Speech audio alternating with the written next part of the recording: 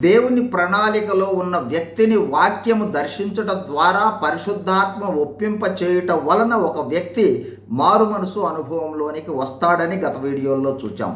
దైవ చిత్తానుసారమైన దుఃఖముతో ప్రారంభమైన రక్షణ కార్యము మారు మనసులోకి వచ్చి పాప క్షమాపణ అనుభవం పొంది బాప్తిస్మమును తీసుకొనుట ద్వారా పరిశుద్ధాత్మ ప్రవేశించుటతో ఒక వ్యక్తి నూతన జన్మ లేదా రక్షణలోనికి వస్తాడు.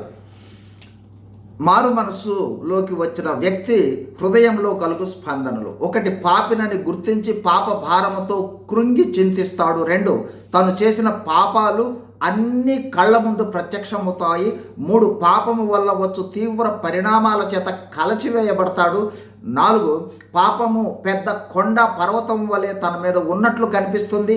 ఆ భారాన్ని వెంటనే దించేసుకోవాలని తీవ్ర ప్రయత్నంలోకి వస్తాడు. 5, అందుకు యేసు ప్రభువే శరణ్యమని గుర్తిస్తాడు. 6, పాప క్షమాపణ కోసం యేసు ప్రభు రక్తమును ఆశ్రయించుట, రక్త ప్రోక్షణ కోసం రావడానికి సిద్ధమవుతాడు. ఈ విధంగా స్పందింపబడిన వ్యక్తి తన పాప క్షమాపణ కోసం శిలువ వద్దకు రావడం జరుగుతుంది. కన్నీళ్లతో పాప క్షమాపణ ప్రార్థనలోనికి వస్తాడు.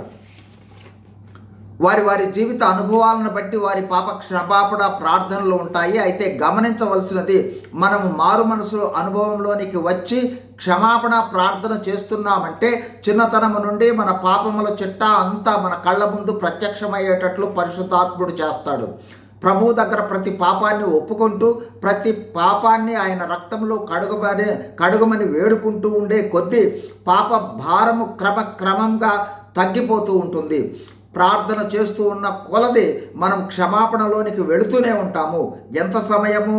మనము దేవునికి స్పందించినంత సమయం. దీనికి ఖచ్చితమైన సమయం ఉండదు, వారి అనుభవాలను బట్టి ఉంటుంది. ఈ క్షమాపణ కేవలం దేవుని వద్దనే కాదు, మనము బాధ పెట్టినా, కష్టపెట్టినా, శ్రమ పెట్టినా అందరి వద్దకు వెళ్ళి క్షమాపణ అడిగే అనుభవంలోనికి వస్తాము. ఈ విధంగా పాపములు ఒప్పుకొని, ప్రభువా నీ రక్తంలో నా పాపములను కడిగి నన్ను క్షమించమని ప్రార్థిస్తూ ఉండగా ప్రభువు మన పాపములను క్షమించిన అనుభవంలోనికి వస్తాం. ఫలితంగా మన పాప భారం క్రమంగా తగ్గుతున్న అనుభవం పొందుతాం. మన పాపాల పర్వతం మంచు కొండ వలె కరిగి హృదయ భారం తగ్గిపోతుంది.